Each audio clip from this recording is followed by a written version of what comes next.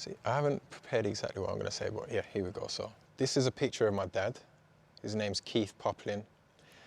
And sadly, he's no longer with us anymore, but at this moment in time, that moment in particular, I took the picture of him. We was at the cemetery visiting his mum and dad's grave, and he wasn't too well at that moment, and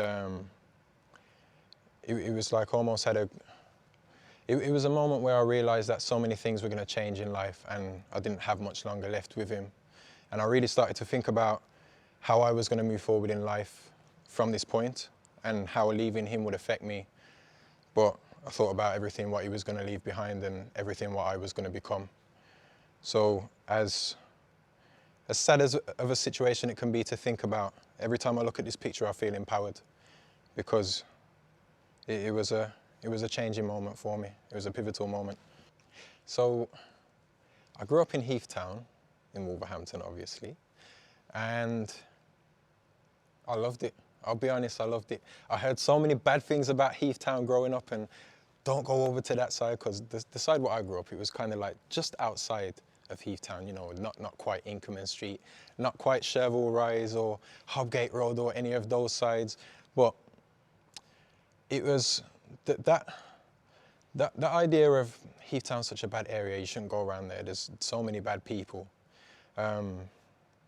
I never really truly believed in that. I connected with everybody. Like I never had such a strong sense of community anywhere else outside of Heathtown. You know, we were all there for each other. We all, as children, we all played with each other. We all knew each other's parents.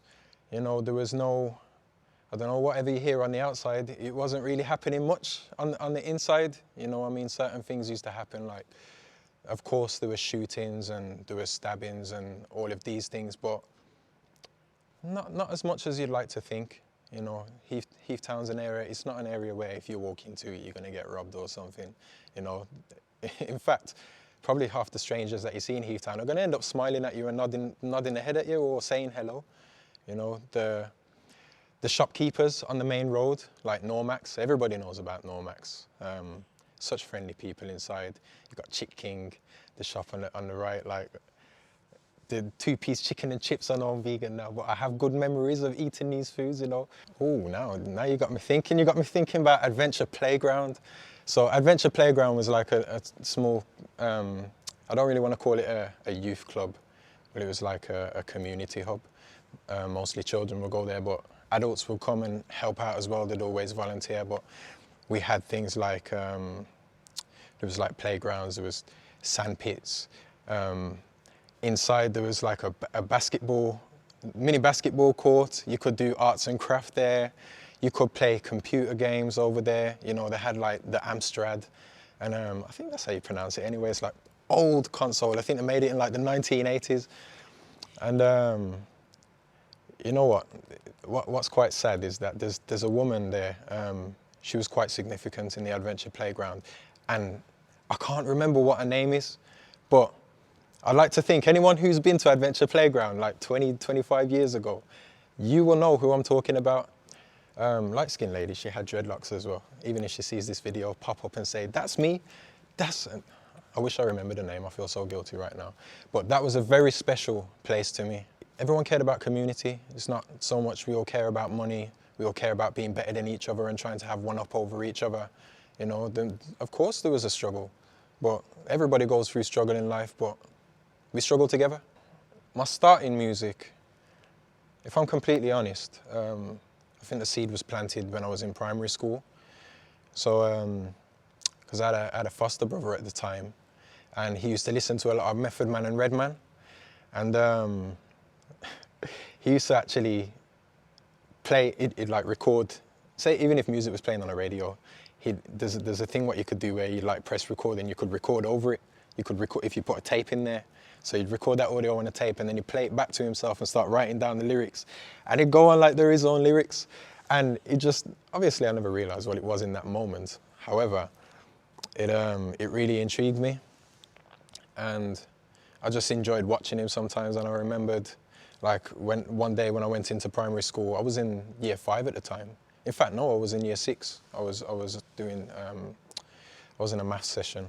at that moment, but I was sitting around a table and I remember reciting some of these lyrics, what I'd heard from Method Man and Redman, quite explicit, so I won't repeat them. But yeah, everybody around the table was like, wow, how did you say these things? Like, how'd you know these lyrics? And then obviously I told them the story and it was like, can you write these lyrics down for me? I want to say them. And then before you know it, I'm just writing other people's lyrics for people. And so it got from that to thinking about writing my own lyrics. And then even down to like very young, one of my sister's ex-boyfriends, he used to be a DJ and he was a very good DJ as well. He was, you know, he had a good reputation at that point in time with what he was doing. And I'll never forget one day he came back with a vinyl. And because we had a record player, we had a vinyl player at home at this time. So he came back with this vinyl and it was, I'm sure it was Roll Deep. I think it was like the first Eskimo, it was the first Eskimo beat. I can't remember the name of it, but it was like boom, doom, doom, doom, doom, doom, doom, doom, doom. And I heard that and I was like, wow, never heard anything like this in my life. Like, this was me being introduced to grime music. Nothing was going to be the same after this moment. So yeah, and from there, I started listening to like Kano, and then there was obviously Lethal Bizzle with Power Rhythm and whatnot. And then going into secondary school, and everybody started, everybody then wanted to be an MC.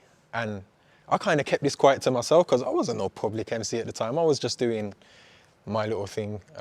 I'd write my lyrics, I'd never tell anybody about it. And also another thing, just another memory's been sparked, I can never forget this, but my sister actually used to write lyrics as well. She was very good. On top of that, she was and still is an amazing singer. But yeah, so I guess my surroundings at home, it was very music oriented.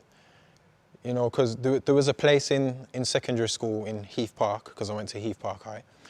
And they would call this area Smoker's Corner, because everybody used to go around there and smoke. They were doing things what they shouldn't have been doing.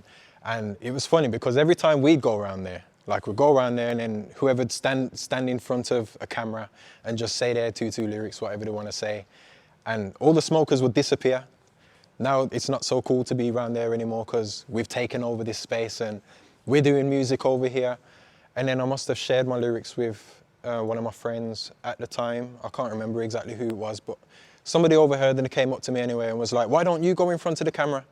Why don't you say your lyrics? Like, well, it was your bars. You know, spit your bars, Daniel. You got a music name? Because my name's this, my name's that. What's your music name? Oh, wow, we have music names. Like, I don't know, my name's Daniel. But, so anyway, so I tried it. I was shaky as hell. I was terrified. I was so quiet as well. There was no confidence whatsoever, but you know, I tried and everybody has a starting point. So, yeah, even though I was quiet, everybody heard what I had to say and they was amazed with what I had to say and it was like, wow, you're actually good. Like, you should do this more. And then before you know it, my first studio sessions booked at Sam Sharp's. And I remember it was £5 an hour, you know, went there, Dread Lester was recording.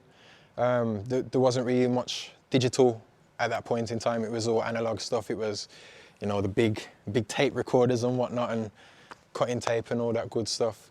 And just being in that environment, being in that setting was so amazing. I was overwhelmed with everything that I saw and I was so intrigued by what I'd seen. It was all brand new to me and I could never forget that. Like, I left that day feeling so empowered and even the encouragement that I received from Dread Lester on that day, you know, because like I said, I wasn't so confident. I was really quiet, especially on the microphone, and to get that confidence out of me, to empower me to come out of my shell, it was something special, you know. So we went from that point to, then it went to going to youth clubs. We got Springfield Youth Club. You can't quite class that as Heath Town, but I'm going to class it as Heath Town anyway because it's just round the corner. It's so close in that area. It was a very safe setting. It was a very empowering setting. And one name I will never forget is Andrea. Yeah, we all loved you, Andrea. Thank you so much if you're watching this video. Need you to know how much you've done for us and how significant you were in our lives. Because it's funny, at the end of this, we're all going to be thinking about the importance of youth clubs and how there's no longer any youth clubs. But this needs to come back.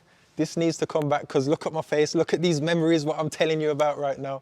We need this back. So it's gone from, you know, if we go to more of a professional setting, just finally feeling empowered to be able to go in any recording studio, wherever, you know, and even down to it going to DJ Apostle and Apostle's studio, which was basically in his house at that time. And when I go there and record, he'd show me everything what he's doing. He'd show me the process of compression. He'd show me the process of equalizing and de-essing, removing the sibilants from vocals in order to reduce the harshness of when you're speaking. The noise gates, limiters, the whole process. It was amazing. It really connected with me. I really connected with it. And yeah, I always used to pick his brain. I feel like at one point I must have got annoying because I'd be asking so many questions. And I remember one time he just pulled out 2 books and he was like, you know what?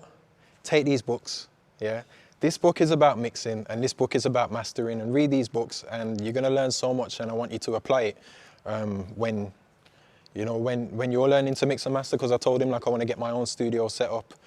And yeah, around that time actually, my oldest brother had brought me, well, he rang me up and he was like, so you want to start recording music all the time, like what's it gonna take for you to have your own studio set up? Like, what you need, do you know?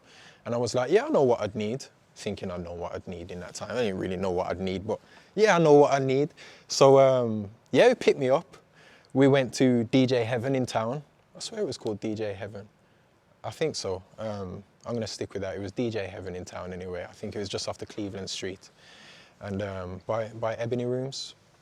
And so yeah, we went in there, and then it was like, there was mixers, there's different kinds of mixers, but there was like a studio mixer, and then there was condenser microphones, there was headphones, there was small attachments, there was everything that I needed in there.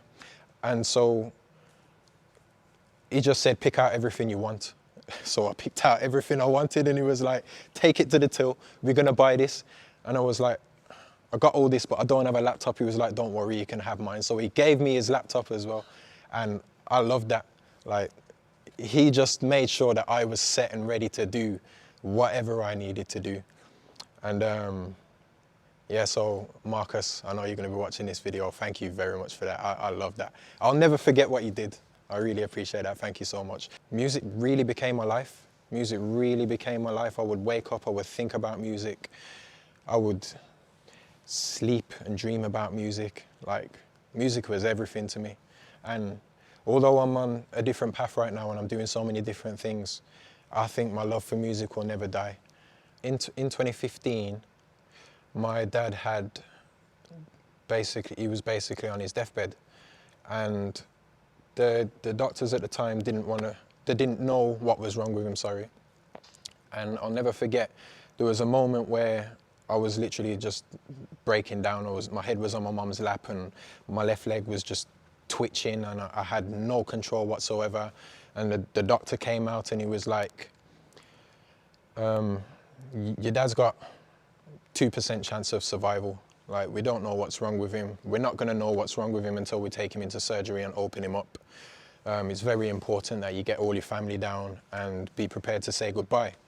So in this moment, I thought I was gonna lose everything. I thought everything was just, you know, my world came crumbling down, and I couldn't help but think about the last meal, what he'd eaten before this moment, which was a rack of ribs. And it was like the kind of ribs that you'd buy where it's like frozen ribs, you know, you pierce the pack with some fork and then you put it in a microwave for like 8 minutes or whatever it is. And then you cut it open and pour it out into the bowl, and you got all the barbecue juice and all that good stuff. And I got memories of that. Hell yeah, it tasted good. Like, I'm vegan, I'll hold my hands up, it tasted good. But was it good for you? Now, that's a different story. And the issue was, at that point in time, was there was without getting too descriptive, there was a blockage inside. What it ultimately meant was he could never eat again for the rest of his life.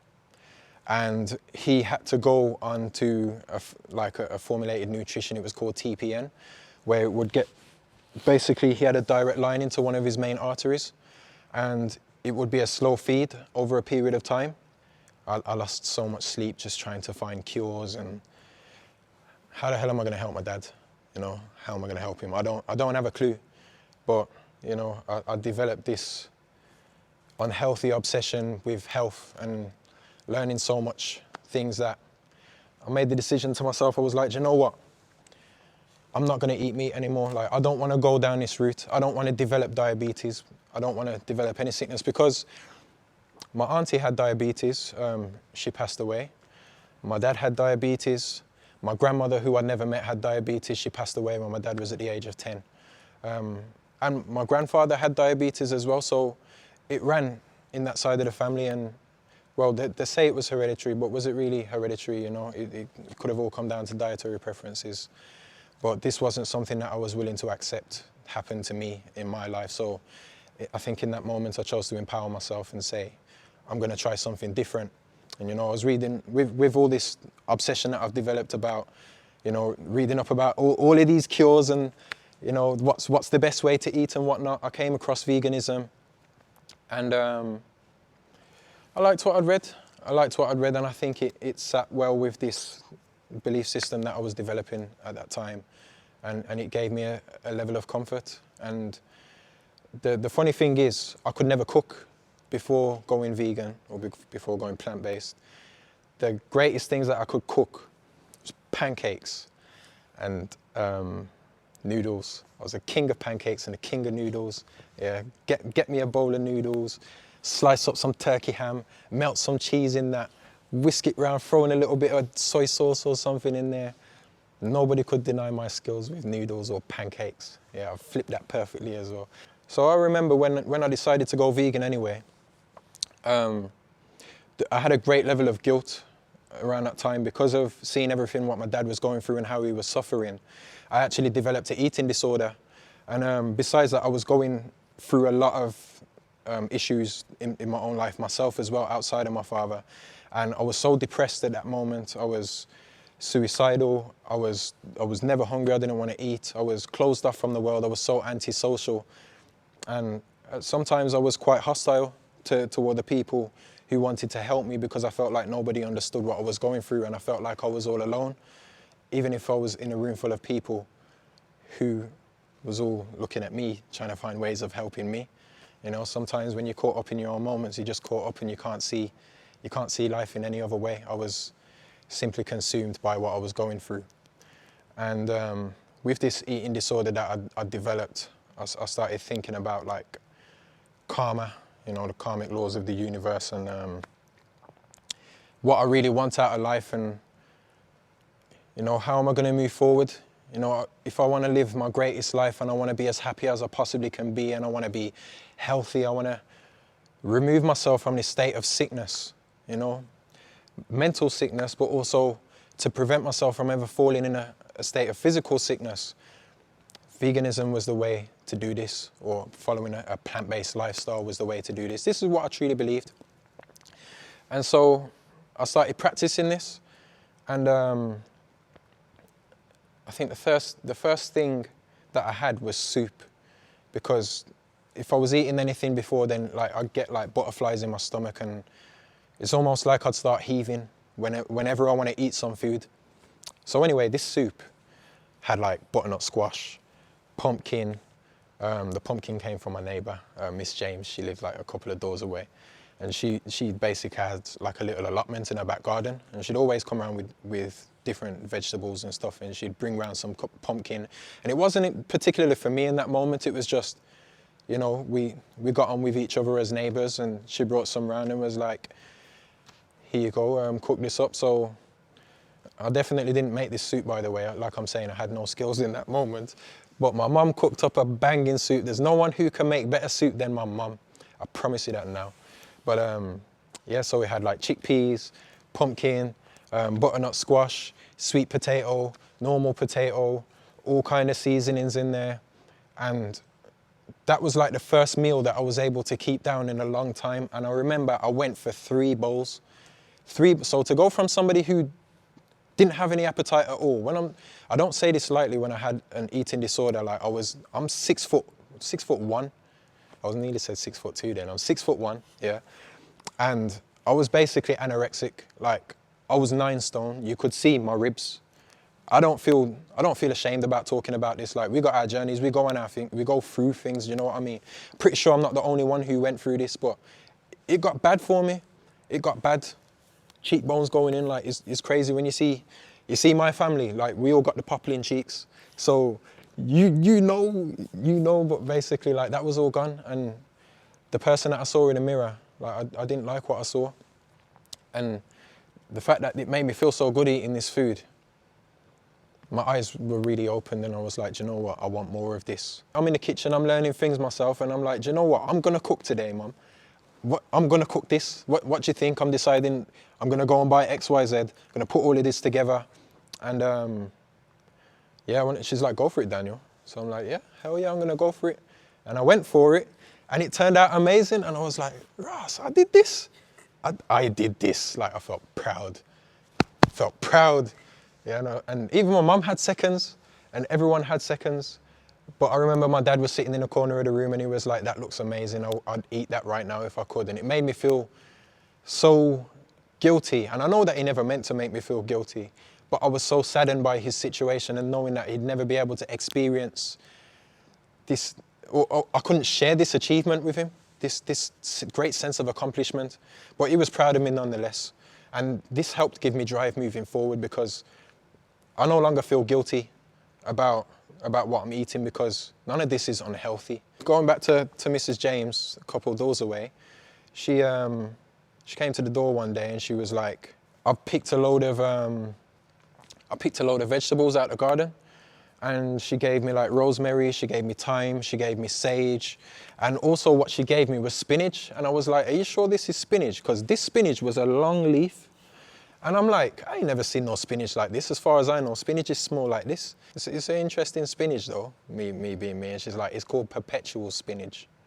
So that rang in my head, perpetual spinach. So then I go back and I start Googling what's perpetual spinach. And I found out basically it's Swiss chard, but they call it perpetual spinach as well. So just the idea of there's all these different varieties of fruit and vegetables and things that I didn't know about. I'm no longer looking at this food like it's food. It's, you know, we find out like the botanical names of it, and, you know, what does it do for you? What's the nutritional value behind it? And really getting into the science of foods. And that all happened because she told me this is perpetual spinach, and she was like, listen, don't question me. I'm like, all right, do you know what? I ain't gonna question you. Thank you, take the bag. So, yeah, and before you know it, I'm learning about all of these foods. It's gone from learning about spinach to kale, you know, learning about chard, learning about broccoli, sprouts, you name it. I'm learning about everything. Like, and people talk about vegan food as well and say, I could never eat that food. It don't, how'd you eat it with such bland flavor? Like, just because you grew up boiling veggies in water and you never dash no seasoning on there, it don't mean that you can't dash seasoning on there, because when you want to get steak and put it on the pan, you're damn well sure that you're going to be rubbing some kind of salt and pepper, at least, at the bare minimum, yeah, and then some other seasonings on top. And that, well, aside from the salt, that all came from plants. You need to put some respect on the plants. Do you know what I mean? Like, without the plants, the meat would taste bland as hell. And we ain't all just eating, well, I can't even class myself anymore. You ain't all just eating this for the texture, yeah? Like, you're eating it for the flavor too, so you need to acknowledge the flavor, where the flavor came from. So I got into CMOS. It was kind of like the same thing with, as while my dad was ill with looking for cures and everything. I came on a journey. I came across a man called Dr. Sabi. And he wasn't actually a doctor. He went by the name of Alfredo Bowman, but everybody just knew him as the name Dr. Sabi. And I guess it's in terms of branding and stuff, really. I guess this is kind of like the same story for a lot of people who come to learn about CMOS. You know, it really intrigued me when he's talking about CMOS contains 92 minerals out of 102 minerals that the body's comprised of. And it's like, I will never discredit anything what he's done or what he's saying, but now I can't find 102 minerals what the body's made of. You know, if we was to even go on the NHS website, maybe they'll talk about like 31 minerals, which there's like 15 essential minerals that the body needs. But like, it's it's clear to see it's very important that everybody should incorporate sea moss into their diets, whether it's in the form of gracilaria or Chondrus crispus or euchema or Capophycus alvarezi. There's so many different types of seaweeds. Anything that comes from the sea, vegan. Anything that comes from the sea is very good for you, you know, nori, sea spaghetti, sea lettuce. The list goes on. I want to be able to turn Herb Harmony into a platform where you can get all the information that you would ever need, where you can get all the herbs that you would ever need. And if there was somebody that you ever needed to consult, there's going to be somebody there for you. And this is all going to be on an affordable level, because at the end of the day, it's not about money. It's about contributing to the community, you know, and helping people grow in the way that they need to grow and empowering each other. Because, like, let's be honest, let's face it, whether it's mental or whether it's physical, the world is in a state of sickness and we need the cure, you know, and it's not about take this herb and you'll be cured. Like, it's on a holistic level. It's mentally, it's physically, it's what you put into your body, it's the thoughts that you have in your mind. It's so much, and this is what I want to achieve with Herb Harmony. What song represents, it's funny because the first person that I think of in my head when you, what song, I just think about Chronic's songs straight away. Like, there's one song in particular, I can't remember what the title's called, but it starts off and it's like, when I look at where I'm coming from, I know I'm blessed, and I close my eyes and smile, inside I feel like. Yeah, so anyway, don't judge me. Don't judge me for that singing, I'm on the spot. But Chronics is like, lift up my hands to the hills, I'm blessed, oh man. And lift up my hands to the air as far as I can. And every time I hear that song, I just look at where I'm coming from and how I know I'm blessed. And just, I feel so rich inside. 3 words that people would use to describe me.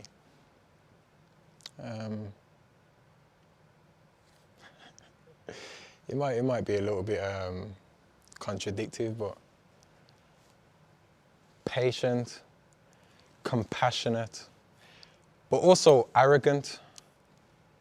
Yeah, that's what I think anyway. I mean, somebody might say, no, you're not arrogant, but hell yeah, I'm arrogant many times. But I'm also I got patience for people. I got compassion for people. But when I believe something, I truly believe something, and I'm not willing to compromise my belief system. Okay, 2 things. I'm only going to say the second thing because I thought about it yesterday. But the first thing is the universe only gives us what we think we're worthy of receiving. And the second thing is, how good is a good man if he never stands up for what's right?